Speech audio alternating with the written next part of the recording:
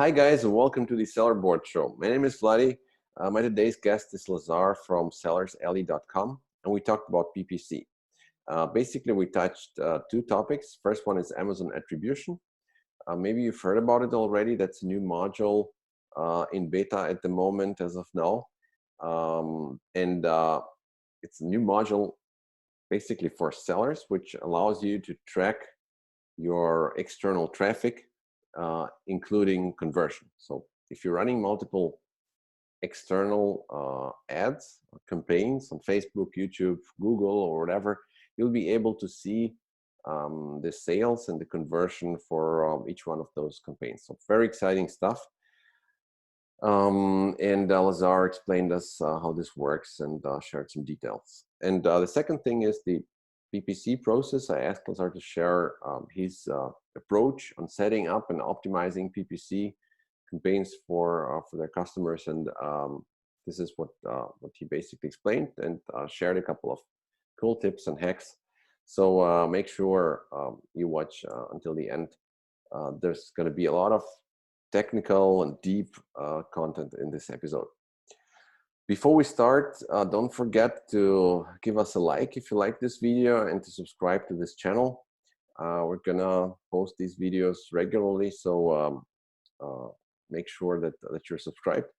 And if you're not a sellerboard user yet, then make sure you check out our software, sellerboard.com. There's a link in the description which will give you 1 month free trial. Sellerboard is an accurate profit analytics tool for Amazon sellers, and our vision is to be the world's most accurate, most intuitive and user-friendly profit analytics tool at a very competitive price. So our pricing starts at $19. Make sure you check out our free trial and our demo, which is available on the website. You don't need to enter any email or anything else. Just click the demo button and you can try the software. All right, so now let's start the show.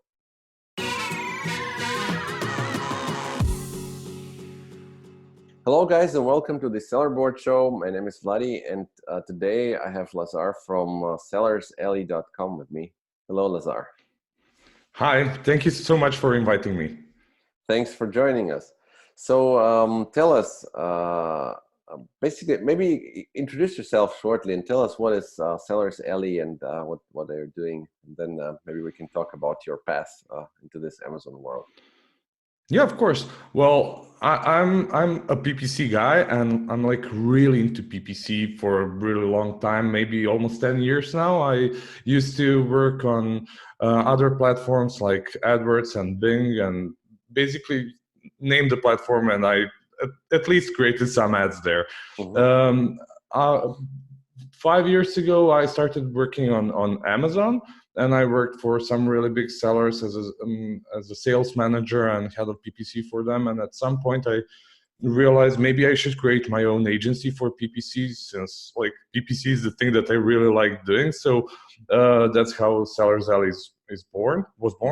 And at the beginning, it was a one-man show, and now it's a team of 11 people, and it's growing. So we're expanding a lot and trying to provide the best possible service on the market for a reasonable price.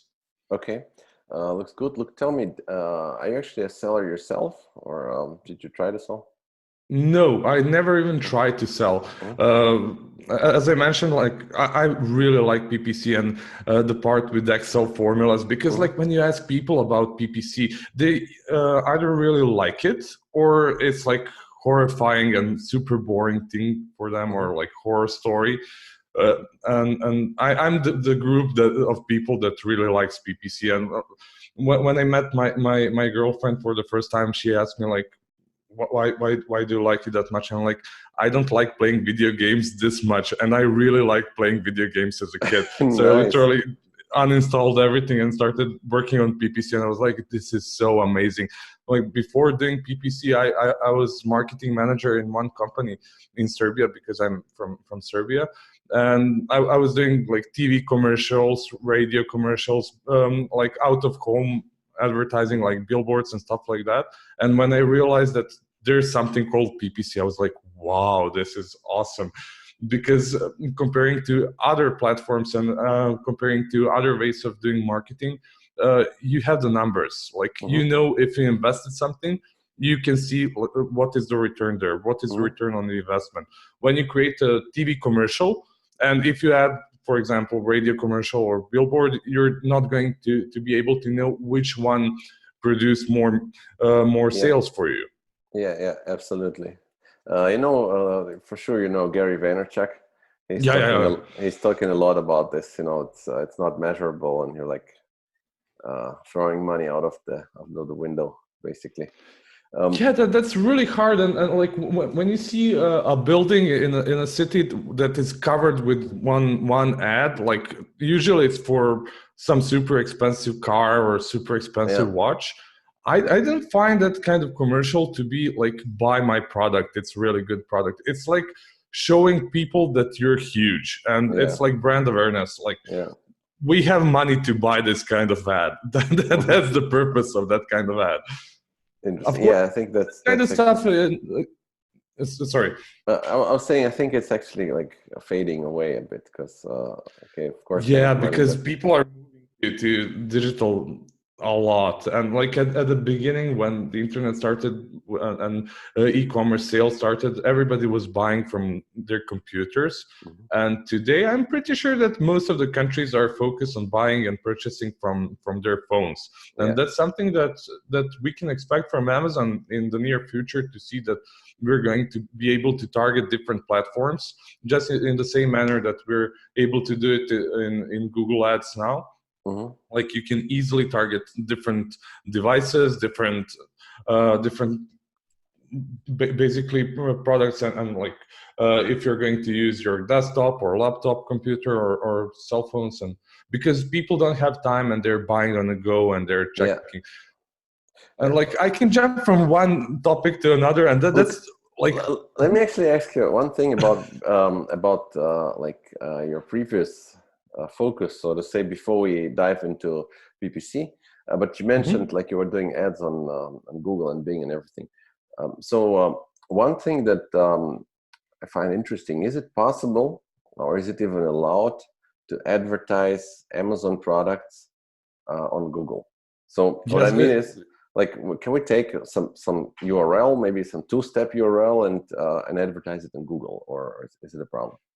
Yeah, you can easily advertise your storefront, and you can even use analytics from like Storefront analytics, and create like small part of URL, like create UTM that you add at the end of your URL, and you can track the traffic. And one of the cool things that are happening currently in the US is attribution.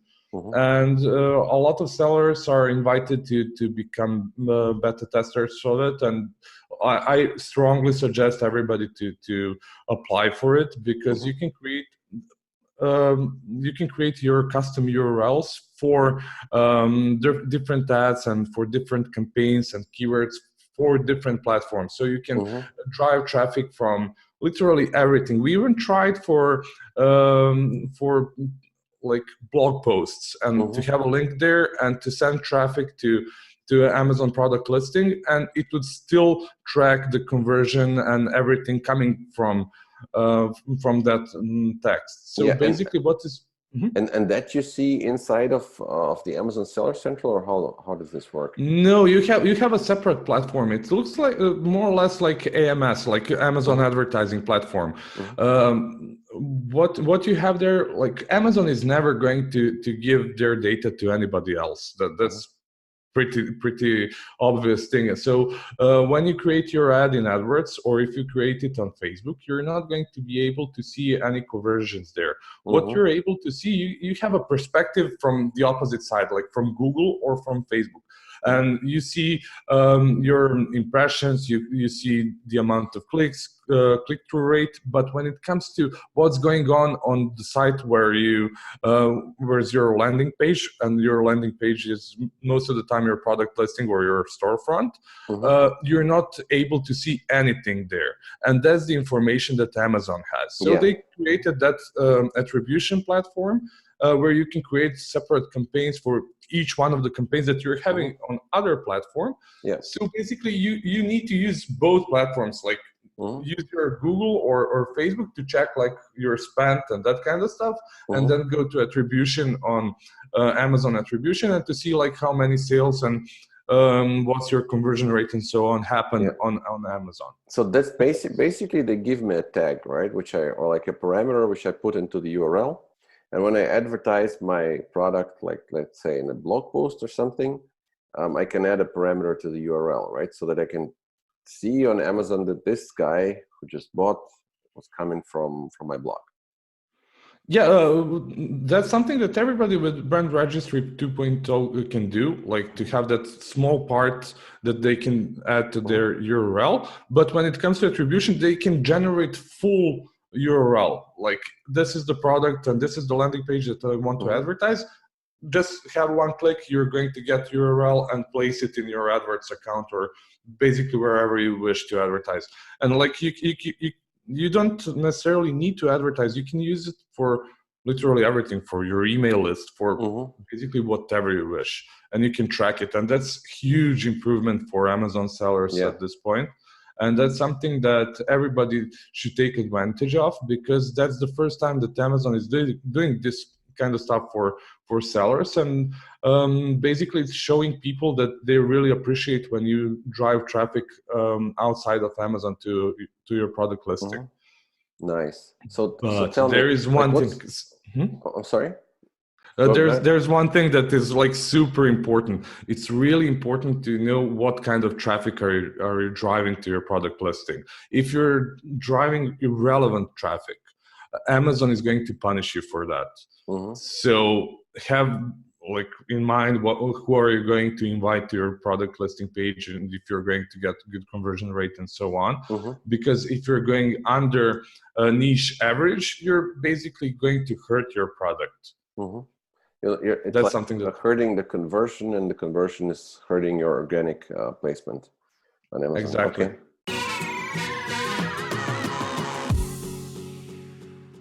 Okay, look, that's I find this so interesting. So tell me, what's the status? We're now in December 2019. What's the status of this? You said it's in beta, right? So not everybody can use this attribution, or you can apply for it, and there is a huge chance that you're going to get it. So I highly recommend everybody in the US to do it. For Europe, you're not able to do it yet. What you're able to do in Europe is basically to use storefront analytics, as I mentioned previously, and drive traffic to your storefront. It's a bit tricky, and you might need to know a bit more about basically creating UTMs and tags inside of URLs, so you can track like more in detail. Because when you create a custom URL in Amazon, you're basically going to get just information like this traffic came from AdWords, or this traffic came from Facebook. But you probably want to do it like at a higher level, like this is from Google Ads, from this campaign, from this ad group, or something like that. So you need to learn, like it's not hard. It's like 5 minutes of Googling basically. So that can improve like your statistics a lot. So you can even track the campaign basically, not just like the source tool. Okay, I get it. So that's invite only in the US and in Europe. Tell me more about this thing in Europe. I didn't know about this. You can track basically the clicks on your storefront. You can do that on all platforms, on all markets when it comes to tracking external traffic to your storefront. How does this work? Where do I need to go in the Seller Central? You need to go to your storefront tab and go to analytics. Basically, you go to your storefront and then go to edit, and there's one option that tells you like analytics.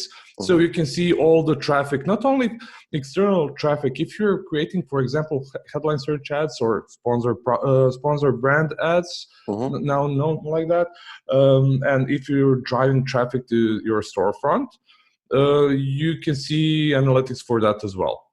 Okay, and that's really important because people are afraid of headline search ads because they say like they're not converting that good.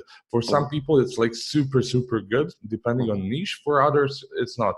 The thing is, like when you go to Amazon, you see only last click conversion.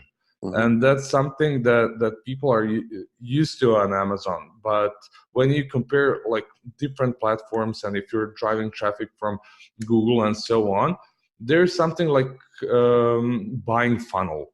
And headline search ads are not always the last click conversion, but they're a super important part of that funnel. Imagine like yourself going to work and using your cell phone and searching for stuff on your phone. And you're like, oh, it's my stop. And you close your phone and get out of the train or bus or whatever. And you didn't make a purchase, but you probably clicked on the headline search ad. Yeah, as you said, it's a funnel, so it maybe needs a couple of clicks. Yeah, exactly. Okay, and I get it. So very cool. Actually, when I was a seller, I never reached this stage. Let's put it this way. So.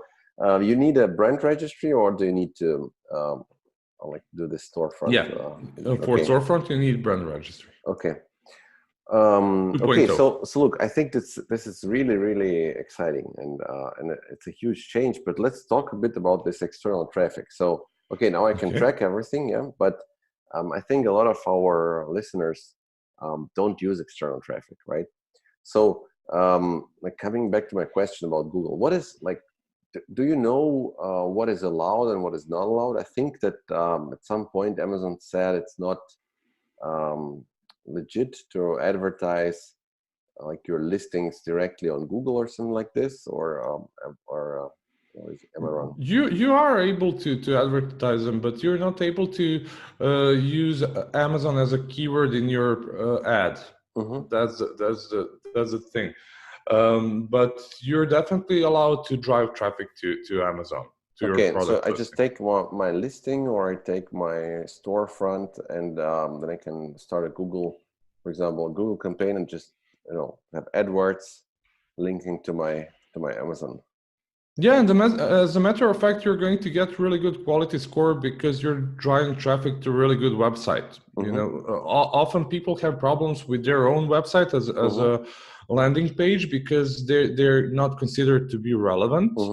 But Amazon is kind of really big website, and like their content is really relevant. So you get a really good quality score when it comes to that. There's one small trick that you can do when it comes to driving traffic to Amazon outside from adverts, for example. Don't just create like random keywords there and place them in broad, because broad in AdWords is not the same thing as in Amazon. What you want? You said bold? Broad match type. Broad match type. Okay, yeah, got it. Yeah. Because broad in Amazon works like broad modifier keywords in AdWords. That's a huge difference, because like what you want to do in AdWords is basically to create your keyword that you think that is going to be super cool for you, and add plus Amazon at the end. So you show up only for search queries that are relevant for people that want to buy product on Amazon. I would start from there, and if you see that the conversion rate is improving and so on, and that you're generating more and more sales, create separate campaign without plus Amazon, Mm-hmm. because you're going to make way more traffic that way, and you can burn a lot of money that way if you're not like super careful about that. So plus Amazon means like Amazon is relevant for the search, or what does it mean exactly? The difference is on Amazon you have exact, phrase, and broad as match types. And on AdWords, you have exact, phrase, and broad modifier. So basically, if you have like plain broad keywords on AdWords, you can create a word, let's say cell phone. It's going to trigger for every variation of the word cell phone, mobile phone, phone, like whatever that is relevant to that. But if you create a broad modifier keyword like plus cell phone, you're telling Google that you want to show up for every search query that has cell phone in it. Okay, got it. Yeah. So when you place, for example, plus Amazon, you insist that you show up only on plus Amazon. Yep.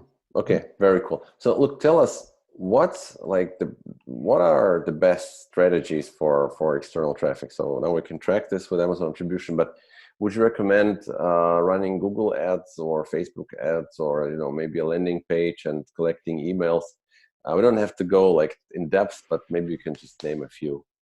If you play around with your brand analytics on Amazon, you're probably going to be able to see your demography of your customers, and you're going to be able to see like who are your customers. Are they young people, older generation, depending on the product that you're selling, and depending on that, you're going to be able to know like where your customers live. People sometimes spend more time on some groups spend more time on Google, some of them more on YouTube, some of them more on Facebook, and so on. And you basically that way you learn how to address them and what kind of ads are you going to create. Because when you do sponsored product ads on Amazon, basically you just place your keywords there and that's it. You're going to show up with the product listing and that's it. But for Facebook, for example, you need to have your visuals on everything. You need to have banners and like you need to have text there, and you need to have like your tone. How are you going to address to your potential customers? Are you going to be like super official, or are you going to be like casual and so on? So that's one of the things that you need to like really focus on, and like depending on that, you should like decide which platform you want to advertise on. But do you like see that a lot? Maybe external traffic strategies that work. So is that something you would recommend, or would you rather say, okay, focus on your internal PPC? Well, I would definitely do all of it because it's super important, because it's giving you an edge depending on your profitability. What is super important, like make your ads on Amazon profitable so you can expand further. Don't like start 10 different stuff at once. You're going to burn money and you're not going to be able to know what's going to work and what's not. I like to say that everything is profitable. You have unlimited budget if everything is profitable. So start with your Amazon advertising. Make sure that you're profitable there so that you have enough money to expand further to other platforms. But let me ask this way: if you need to recommend one external traffic strategy, right? Which one would that be? Like, for example, like I don't know, if I want to launch a new product, would you say it's rather like Facebook or influencer marketing or Google or YouTube? Or when it comes to launching new products, it's, as I said, like there is no like one solution for everybody. But what I found that can work is to have influencers at the beginning, so you can introduce the product to people.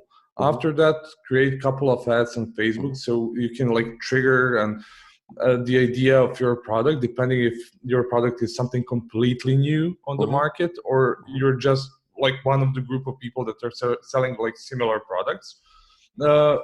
and from there, like send emails to your email list if you have it, but don't send like all of them at once. You're not going to do a favor to yourself. So for example, if you have like 1,500 people in your newsletter list, split it to like 70 or 100 people and send it every day for like 100 people. Because Amazon during that honeymoon period doesn't want you to have like a peak with like 1,000 sales in one day and next day is 0. Yeah. So what you want to do is like gradually build it up, like 1 sale, 2 sales, 3 sales. That's going to work way better for you than creating like 1,000 sales in one day than 0.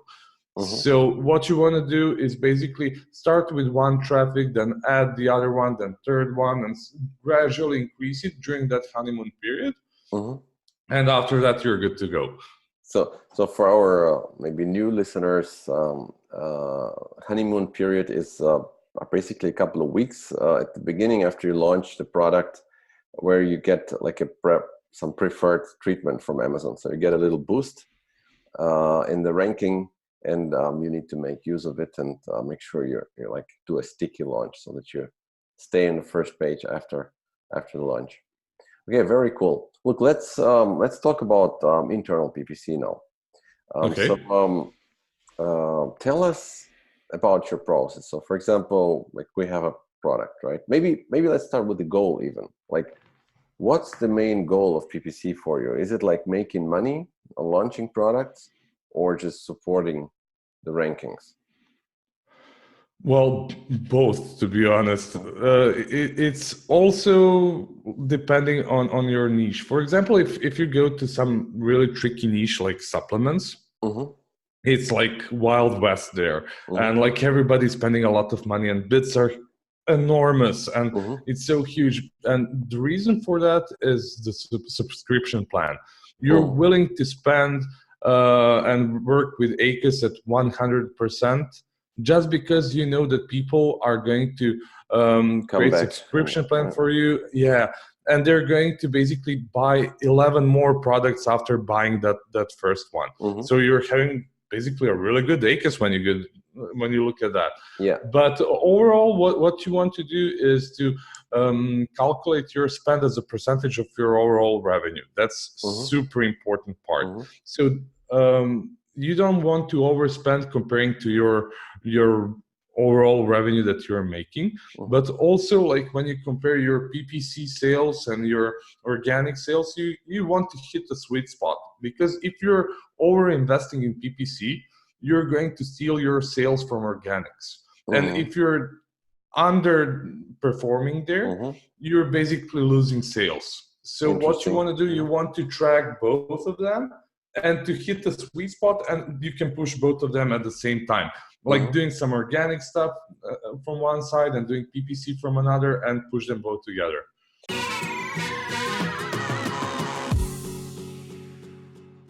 Is it like on the middle term? Let's say we're done with our launch, because during launch it doesn't matter how much we spend, of course, except for things like supplements, because there you're looking at a lifetime value, not just the like cost of one sale, right? But let's say we're not in the launch mode. We have a product which is performing okay. Would you say like it's rather it's realistic to make money with PPC, really, to run them profitably? Yes. Yeah. Yeah, definitely yes. Cool. As I said, depending on a niche, but if people already know about you, and if you're having established product, you can expect that around 35% of your overall sales are coming from PPC. But and that like with an ACOS which is smaller than my margin, right? Or would you say? Yeah, that's the whole point. Yeah. Okay. Most of the time, as I mentioned, like what people call real ACOS or TACOS or whatever, that's basically spent as a percentage of overall revenue. That's the most important metric that you want to track. And if if you're spending like 20% of your overall revenue there, you're breaking through your margins and everything, and that's unprofitable for you. So you want to keep that part like at a good sweet spot, like around 10%, from like 7 to 12%. And when you have that at that good point, you're going to have stable ACOs that is going to be profitable for you, no matter if it's like 20 or 25 or 35%. Okay, let's assume like we have a product maybe which is not a subscription product, like some like a jump rope, right? So you don't buy jump rope every month, right? So walk us through your process. What would be the strategy? Like we have a product, it's online. Okay, now I want to run some PPCs. So what do I do? Create an auto campaign, or where do I start? Yeah, what we usually do, we have those campaigns that are used for as basically automatic campaign is a safety net. You want to have it always turned on because it's triggering all the search queries that are not used in other campaigns, and you're using it for harvesting new keywords. And that's something that you do with phrase and broad as well when it comes to match types. What I strongly suggest is not mixing all the match types in the same ad group, because if you do that, you're basically not going to be able to negate exact form of the keyword in phrase and broad. And if you want to do a bit of ranking for that exact keyword, if you increase bits and so on, you're going to like mess everything up. So keep your match types separated. And if you see that your automatic campaign or phrase and broad are overexpanding, what you basically want to do there is negate your exact form and place it as a negative keyword in exact form in phrase, broad, and automatic campaign there. Okay, let's go a little bit more detailed. So first thing I do is I start an automatic campaign. I got it. Now, do you do something else at the beginning in terms of harvesting for keywords, like maybe using some tool or making them up yourself, or do you really wait? There is a whole bunch of tools that are really good for searching for keywords. If you have brand analytics, that's more than perfect. That's even better, basically, because you have Amazon data there. Also, the best source for your new keywords is your search term report. So people are usually going to a whole bunch of different tools, but you already have everything that is super important in your data. And from there, you decide how are you going to expand. Are you going to have manual campaigns separated by, as I said, it depends on the niche, but like you have top generic manual campaign that is going to have like the most the keywords with high search volume that are the most relevant and so on. And from there, you want to branch out to different campaigns that are going to be for sizes, for colors, for your brand name plus the basically top generic keywords. So if you're selling jump rope, you want to have keyword that is your brand name plus jump rope. And people usually ask, like, why do you want to advertise for your brand name? Because like I'm already that brand and I'm showing in organics for that keyword. I don't need to spend money on PPC. Well, you don't need to, but it's really important to do it because others are going to show up on PPC spots. Okay, I get it. Yeah. And it's a really good way to see like if others are advertising for your brand name, and you're going to see your brand growth as well. If you create a campaign that is having only one keyword in it, and it's your brand name in exact form, you're going to be able to see through your Amazon selling journey where is your brand. So at the beginning, you're not going to have any impressions and so on. And over time, when you are growing as a brand, you're going to be able to see like the amount of impressions, clicks, and purchases growing there. So what exactly, like, okay, let's say I harvested a couple of keywords with my automatic campaign, and then I came up with some other keywords using maybe brand analytics or a tool, or maybe my just manually searching my like most relevant keywords and seeing the competitors and so on. So what's the second step? Like, do I create another campaign which is then like an exact match type for my keywords that I harvested, or? If they're similar, place them all together. I suggest never creating a campaign with ad groups that are having like 500 keywords, because you're going to end up with only maybe 10 or 20% of them working, and the rest of them are just staying there for no like reasonable explanation for that. I literally cannot tell you why is that. Amazon is just deciding like to keep the most relevant ones there. And if you even place like $10 bid on them, they're not going to work. So what you want to do, you want to create ad groups with like up to 10, 20, 30 keywords. Don't go above that. And take the rest of the keywords and create different ad groups for them, and they're going to work, even though if they didn't work at the beginning. That's the advice for people that already have some campaigns. But if you're creating them, create ad groups with like 20, 30 keywords that are similar, with similar topic, and branch out from there with other manual campaigns. From there, what you want to do, you want to target different ASINs.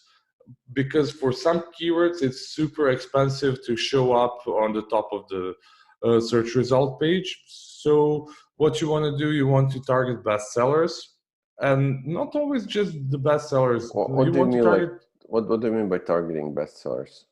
When you search for jump rope, the first organic ones that show up, they have a badge for bestseller and like Amazon choice and so on. You want to target them. You want to show up on their product listings. So and how do you do that? You do that through sponsor product campaigns. Basically, so you can basically enter an ASIN instead of a keyword, or how does it work exactly? Yeah, you have product targeting inside of sponsor product. Okay, got it. So you can choose different targeting categories or a list of ASINs. Okay. So what you want to do, you want to target, like, for example, first page. And sometimes it's working really bad. And the reason for that is because the guy that you're targeting is either heavily targeted by a lot of people, or he's cross-targeting his products. And that's something that you want to do as well. So you want to double check if it's spending a lot of money or not for that guy that you're targeting. Yeah. And if it's spending a lot of money, just decrease bid or kill the target, and create.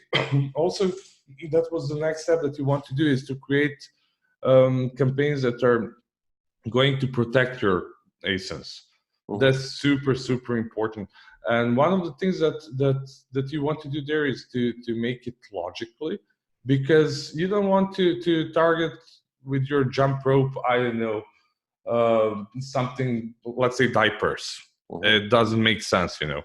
But if you have other sports equipment, you want to target it with training gloves. Yeah, something that goes well together. Yeah. Or maybe you want to target a more expensive jump rope of yours. Maybe you have the other one that is more like high quality. I don't know. Yeah.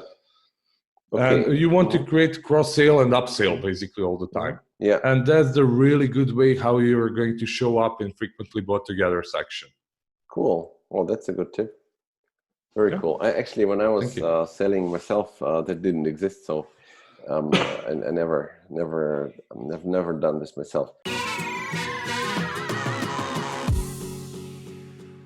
Okay, let's go like to the next stage. Let's say we set it all up, and I find it pretty complicated, especially if you have a lot of products.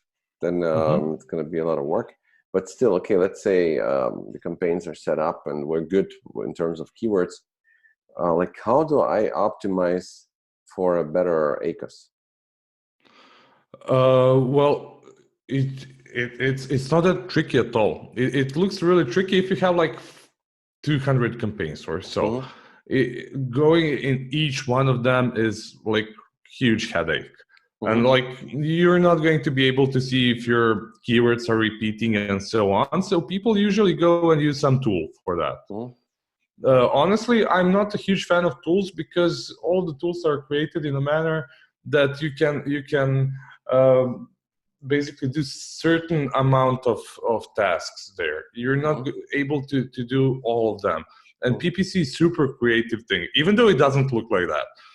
What you want to do there is basically go to your account, go to bulk operations and download your account, like full account. And in Excel is the place where the things are happening. Like you can filter everything, your keywords, your campaigns, your ad groups, filter by performance, by whatever you wish. And you can do whatever you wish there, make change, re-upload the bulk file up, and you're going to have changes in the account. Give us a strategy for like changing the bits. So like if I don't want to use any tools, and I see like I have a campaign and it performs like moderately, I don't know, maybe my margin is 20% and my ACOS is 40%. Right, so I look at my ACOS, like let's say last week's ACOS or something, or maybe last month, and it's 40%, so it's not good enough.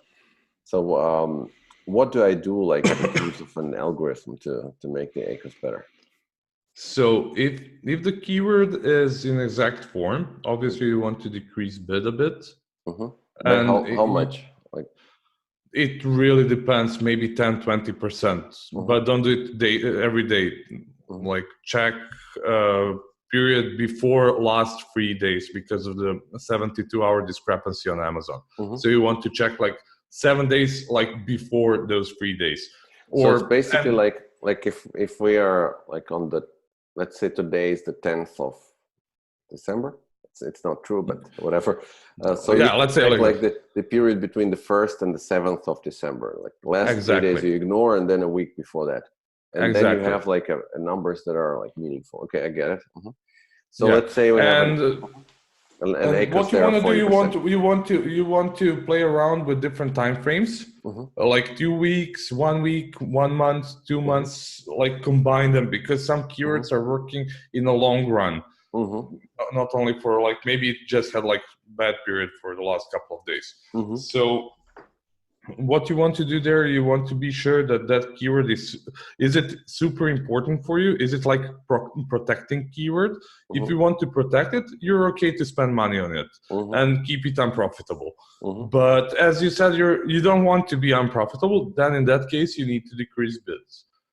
And you need to check your ranking, like your organic ranking for that keyword as well, to see like what's going on there. Can you improve it using different methods outside of PPC? Because PPC is just one part of the whole system. So if you can drive relevant traffic through ManyChat sequence or something else that is going to improve your organic ranking for that keyword, you're probably going to get that keyword for lower CPC in PPC.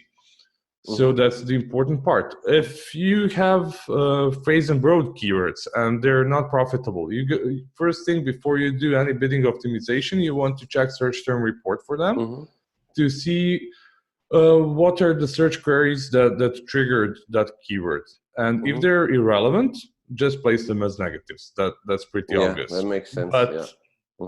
But what people usually ask is like, what are you going to do with relevant keywords, relevant search queries that are unprofitable?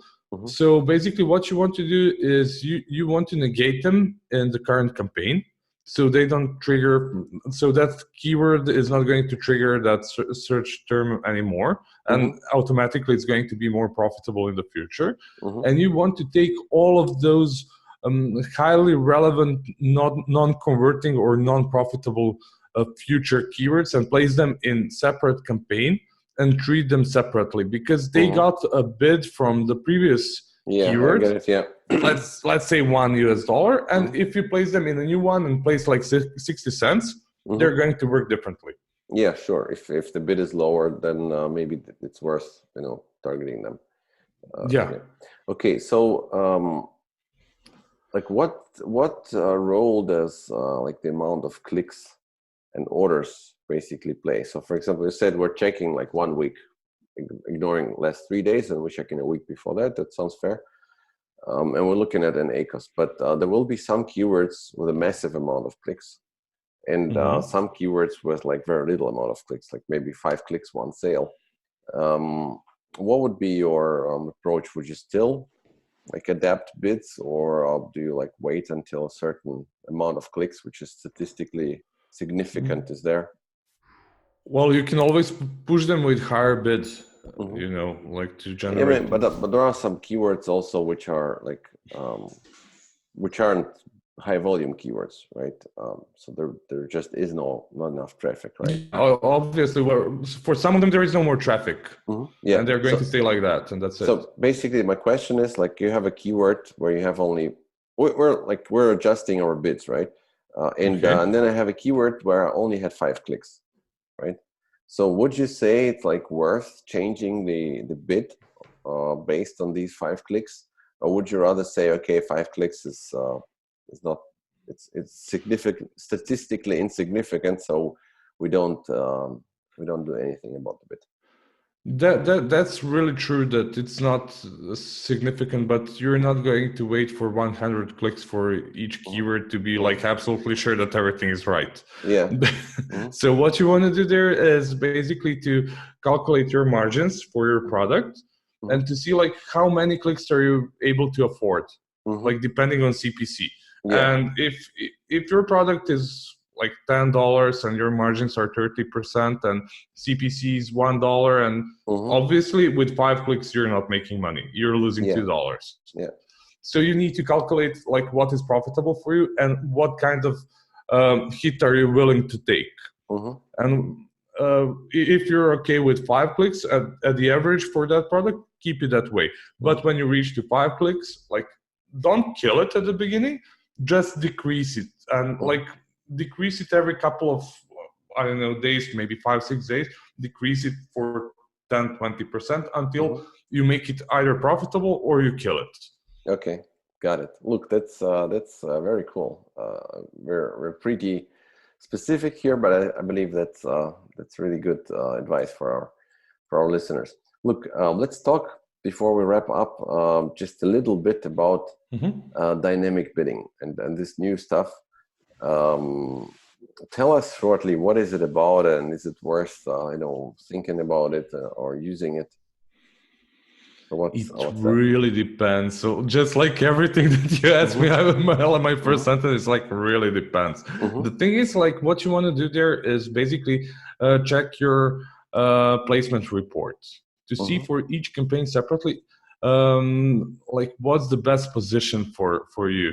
Sometimes for some products, the best position is on the product listing, on some other product listing. For some of them, the best one is on the top of the search or somewhere else. So basically, there are 3 positions that you can see in that report, like top of the search, product listing, and the rest of the search. So depending on that, you want to do different bidding, like bidding by placement optimization. Like you can increase it to up to 900%. And if you do it that way, you're going to be screwed up like big time. Because like if your bid is $1 and you place 900%, basically you're willing to spend $9, and that's a lot. So what you want to do there and play around is to increase it for like 5, 10, 15, 20% for a certain position. Or you want to create separate campaign for that specific position. But have in mind, when you create a new campaign, you have that learning period for Amazon. For that campaign, I'm pretty sure that everybody noticed that campaigns start working way better after a couple of weeks, maybe 4 weeks. So because of the learning period at the beginning. So have that in mind when you want to create campaigns for specific position. So what people usually do with that strategy is place like super low bid for keywords and place really high percentage for specific placement. Interesting. Yeah. So that's one of the strategies. Like none of the strategies are going to work for everybody, but one of them is going to work. That's why A/B testing is important. Is it a thing worth like investing time in? When I first saw it, I saw like, okay, there are different placement options, right? Okay, I can kind of see if you're placed in a listing, that's a different thing than in an ad.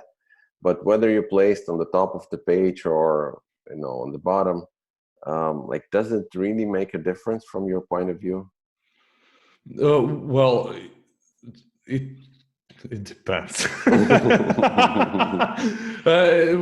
We usually that kind of report and that kind of bidding once a week in our agency, just to make sure that we're covering all the spots in the right way. We don't do it like at a daily level because it doesn't make sense. Yeah. But it's important to check it once a week just to see if you're going to convert better at certain position. And do you see like differences there in terms of conversion? Yeah. For some products, big time. Like you can see for one campaign that made like $100 in sales a month at one position, and for the other position you can see like 10,000 easily, which is like super strange. And for some of them, it's more or less the same everywhere. But it's important like to see like where are you on that scale. Wow, that's interesting. I was like, okay, probably doesn't make any difference, but that's important. Amazon probably like had these numbers and these differences when they made the decision to introduce this option, right? Yeah, the thing with Amazon, their advertising space is their real estate, and they don't want to rent it to you if you're not making conversions. So, and if your CTR is bad and if the metrics are bad. So if you're doing better than than the average in the niche, you're going to show up more frequently and you're going to pay less because they're going to make more money. Yeah, it's a pretty like simple thing to do. So that's basically the logic behind of it. Very cool. Look, Lazar, thanks so much. A lot of really interesting tips and value in this episode. Tell us where can we find you and how can we contact you? You can find me on Facebook. You can find me on our website. It's sellerboard.com. You can send us an email at office@sellerboard.com. Yeah, and they can ask you, and they can come to us. Okay. Look, we'll put all the links in the description, and tell us again. So, what kind of PPC work are you doing? Basically, if somebody has optimization work to do with PPC, you would be the right guy to contact. Is that right? What we usually do, we offer free audit. So your listeners can get a free audit of their account, and we can point out all of the low-hanging fruits and opportunities there. Of course, if everything is okay, we're going to tell them like, okay, everything is cool. Maybe you don't need us. But also, people often hire agencies to help them, not because they don't know how to do it, but they want some free time in their life. Yeah. So that's one of the things. So we offer a free audit, and if people like what they see there, we can work together. Nice. Very cool. Thanks so much again. And good luck with your business. Thank you. Thank you so much for inviting me. Bye-bye. See you guys. Bye.